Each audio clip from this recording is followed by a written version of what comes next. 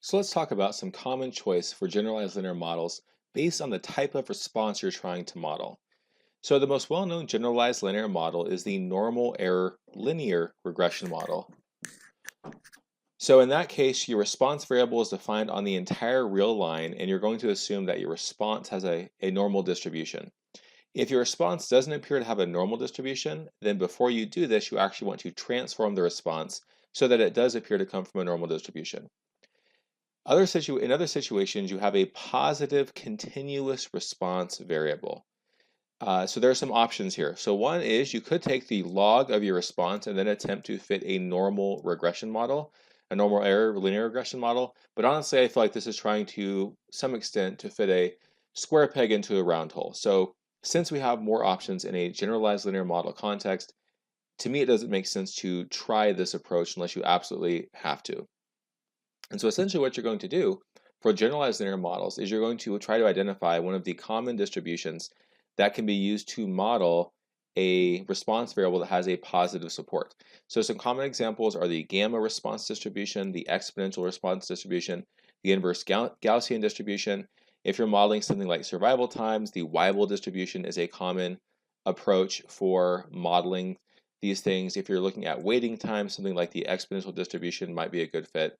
But really what you're going to do is you're going to look at the distribution of your response, and you're going to try to find a member of an exponential family that appears to overall match the overall structure or shape of the data that you're observing.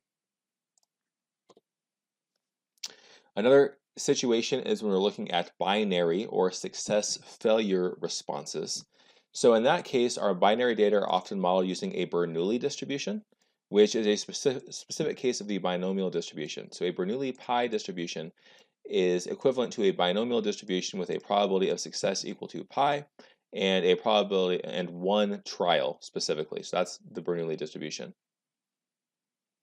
So when our responses are the number of successes out of n trials, you can use the binomial distribution. But sometimes you only have a single trial, in which case you want to use a Bernoulli response. The canonical link of in this situation is often to model the log odds of success, in other words, the log of pi over 1 minus pi, as a linear combination of your regression coefficients. That is known as logistic regression. You may have heard this term before. It's often taught outside of the context of generalized linear models, but it fits nicely within the context of generalized linear models. So what this means is that we're going to model the natural log of pi divided by 1 minus pi as a linear combination of our regression coefficients, or x beta. As we saw in another video, in a situation where we have success-failure responses, the probit link is another common link function that people use.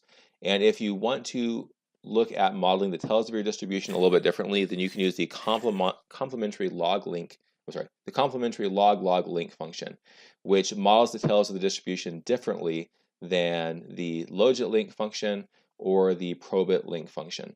So I don't know if it actually models it better, but it does provide a different, when you look at the results, you can usually see that they're a little bit different than the results for logistic regression or for probit link regression. So it's very common to want to model responses that are counts of something. So I see this a lot in my own research where I'm looking at disease counts, for example. So there are a number of different distributions that you can use to model counts and responses. So we've already mentioned actually the binomial distribution. We could actually use that if we wanted to. But other common distributions are the Poisson distribution. So we know that the Poisson distribution is bounded below by 0, and then we have integer counts going up. And the most popular link function for a Poisson distribution is the log link function. And so sometimes the Poisson regression models are known as Poisson log linear models, because the log of the mean is linear in our regression coefficients. You can also use Poisson log linear models to model high-dimensional contingency data or contingency table data, where we have counts in different categories. However, the problem with the Poisson distribution is that the assumption, so a Poisson distribution has equal mean and variance, and that can actually be very restrictive in practice. So for most data sets, I shouldn't say for most data sets, that's too much of a generalization, but frequently, especially when we're looking at count data, we see that the variance is actually greater than the mean. And so it's pretty easy. You can compute the sample mean of the data, compare that to the sample variance, and oftentimes the sample variance is going to be noticeably larger than the sample mean, which means that really the Poisson distribution is probably a bit too restrictive and is not quite appropriate. And so when you have that problem, that's often called a problem of over-dispersion, which simply means that the variability in the data is greater than what we would expect for our statistical model, and specifically in this case of a Poisson distribution. And so when you see over-dispersion in a Poisson log linear model, then one of the approaches that people will use is the negative binomial distribution.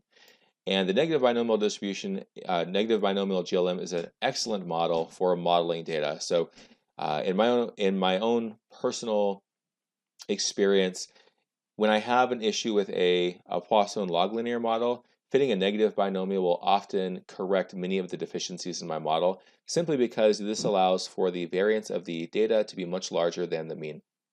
And so just the slight change in the response distribution will oftentimes result in a much better model fit to the actual observed data. So some other response variables that you might have to consider, or you might want to, that we have to handle and we want to model using a generalized linear model.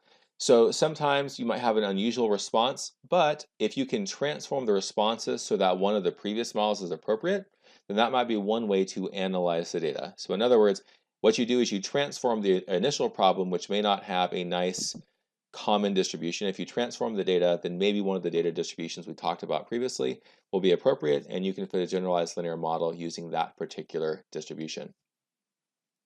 If you have a categorical response that has 2 or more levels, really more than 2 levels, then you can use the multinomial distribution. So technically the binomial distribution is a special case of that. The multinomial distribution allows you to have a categorical outcome with more than 2 categories that are, or more than 2 outcomes. And so this is something that we often see when we have, for example, survey data where we have more than 2 choices that people can select, something like that. And unsurprisingly, there are many other alternatives that exist to some of the standard GLMs, but it's really one of those situations where, depending on the data you actually have, you might have to do a little bit of exploration to find a distribution, a GLM, that will allow you to flexibly model your data. So do a little bit of research if you need to, but the class of generalized linear models is actually quite flexible, and you can really model a lot of kinds of data using a generalized linear model.